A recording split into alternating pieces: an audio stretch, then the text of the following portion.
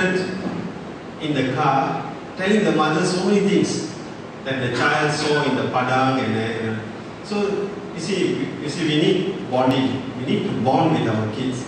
When they are small, they will come pulling us and this and that. As they go to standard 6, form 1, form 2, form 3, if you lose this communication, you have lost the child. It's a very, very serious thing. If you lose communication with your child, you have lost your child. Because as they grow older, form 3, form 4, form 5, if they don't talk to you anymore, they are talking to somebody else. Somebody else who may or may not be able to help them. So that's why this bonding is so important, and the bonding must not be lost. Okay, so if you go out for common games with your kids, you will increase this bonding, contributes towards the health of the child. Of course, the child will see you exercising, and the child will want to exercise, and you all exercise together and improve the health. And most importantly, we always put this word, be first. B, I want to exercise. B, do it. Let the child see before you preach to the child. Don't tell the children that which we are not doing. And again, sometimes we want to do it in our own corner, and then we tell the child. That's also not so good. Make sure we are with the kids can see us doing, and so they will be able to see, and then you can tell. And of course, we must be the child's role model. Okay, these benefits of exercise, regular exercise. And now let's look at this question. Exercise. Who exercise daily? Daily? Okay, very good. I saw sister just now very happy. It already shows, shows so happy, I'm sure you're a happy person, right? Okay. How about 3 times a week? 3 times a week? Okay, sister, 3 times a week. Very good. Once a week. Once a week. Exercise very, very weekly. And you exercise, exercise so, but okay, it's not the end of the world, right? So we must ask ourselves, talk to ourselves, whether we want to exercise or not.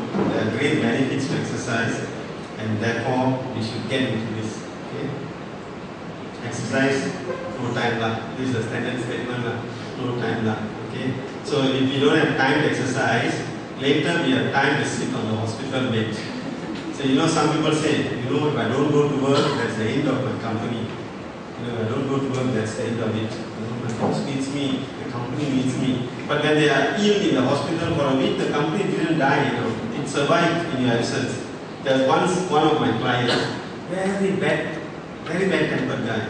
Very, very bad tempered. He shouts from the room, he shouts at the vendors, and he's terribly bad tempered, very loud.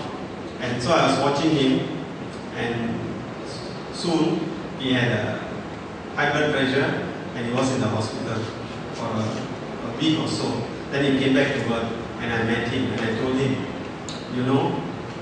what happened to you when you were in hospital? First day, what happened? Everybody came to see you, right? Second day, how many people came? Third day, did anybody come? We don't have time to visit you every day. Maybe for courtesy, we visit you once. And then what happens?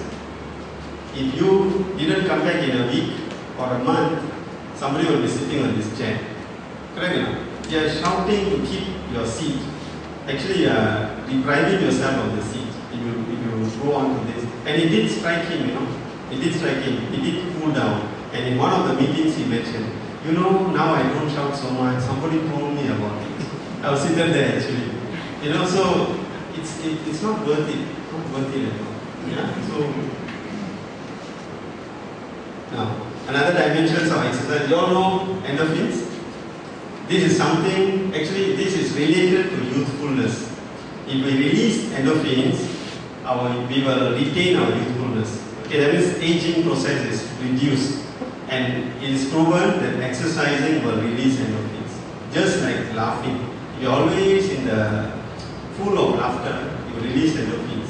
And people who are full of laughter will have the youthfulness look as compared to grumpy people. Okay, you're grumpy all the face and you look aged, you look beyond your age. Okay. Now, this is an elixir of life, healing European. If you exercise, you will feel, when you exercise and you go to work, you will feel that some youthfulness in you. You will feel it, instead of feeling so tired. improve circulation, of course. Okay, we are forcing just now all our heart started to pump, right? What's it doing? It's forcing the blood all over. So we imagine we have all the pipes, all the arteries, all the pipes. It's actually clearing the pipes. Okay, it's cleaning the pipes. Increase your energy level. So this is the irony of life. People say, I'm so tired, I have no energy to exercise. This is the irony of life. We must erase this statement. I am so tired, I cannot exercise. Actually, it's wrong. If you are so tired, please exercise. You will become energetic. Okay? So don't believe that because you are tired, you can exercise.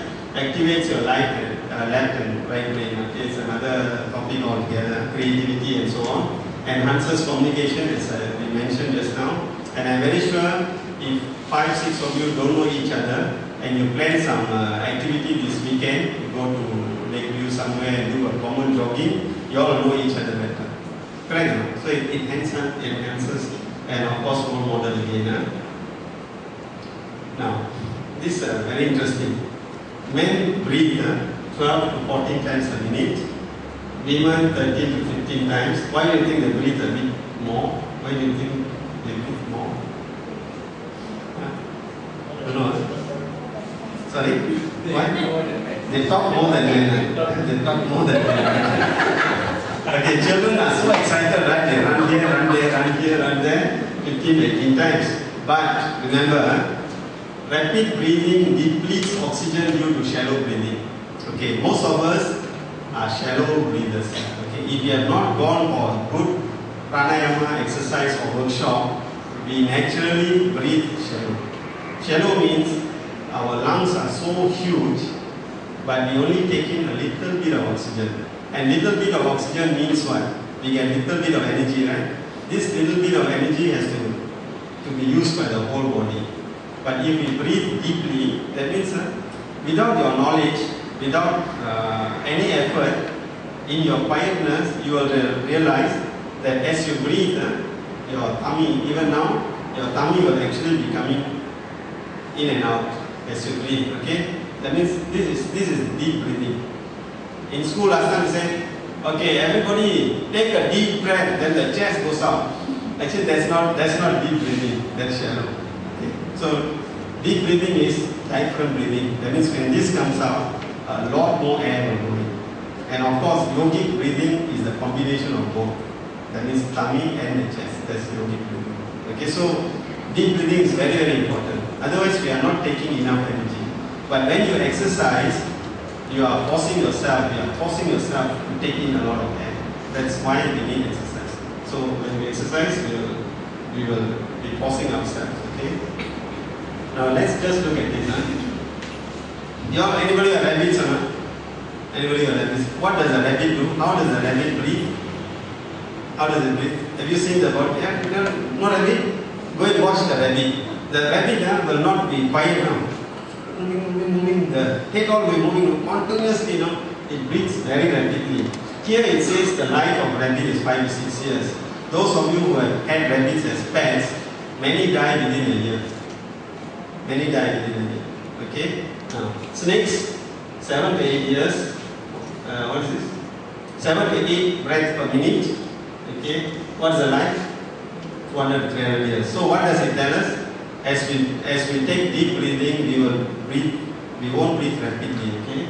And you and I, 12 to 13 per minute, okay? But if you do pranayama, you can go down to 4 or 5. I can even prove to you now. If you take just one example, where I say, okay, you have sit up straight, okay? As I say, just follow. So if I say take a deep breath, you just take a deep breath but don't release. Then I'll tell you what to do. Then what I'm going to tell you, take a deep breath, hold the deep breath, release the deep breath, and hold the breath again. Okay? And I'll just do the count for you. Okay? Inhale, 1, 2, 3, 4. Hold, 1, 2, 3, 4. Exhale, 1,